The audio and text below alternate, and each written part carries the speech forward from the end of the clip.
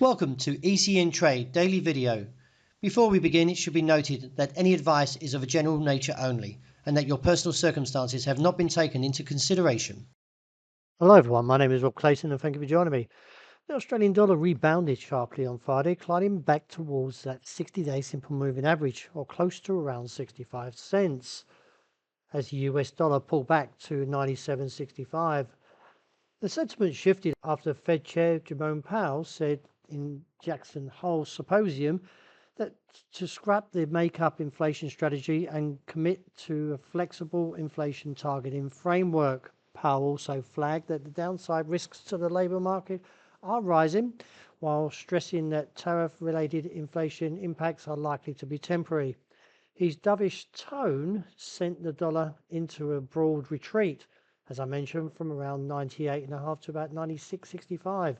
This week, all eyes will be on the Australian CPI and the US core PCE price index month over month, which is the Fed preferred inflation gauge. Looking at the technicals, we've rebounded through the midway point, and along with that, we've got the MACD looking somewhat firmer as it now approaches the zero. And if we can get further confirmation from the break of 65 cents, looks up towards 66. Turning to the euro, a very positive day on Friday after posting an engulfing candle. Now looks towards its recent target of 118, a key area that may see supply, but nevertheless, overall, the market is somewhat bullish. And if we do see a break above the level of 117.20, then we could see that move on to the upside, with any weakness likely to be temporary. The dollar yen, well, that posted an engulfing candle and now plummeting back closer to its objective, which is at 145. I've been holding this target for a little while, and any upside attempts should be limited.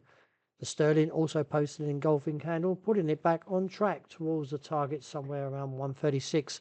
Any pullback limited. Looking to commodities, we can see an engulfing candle for gold now puts it back in focus of 3,400, with the call still back in April of this big candle that was rejected in terms of a spike.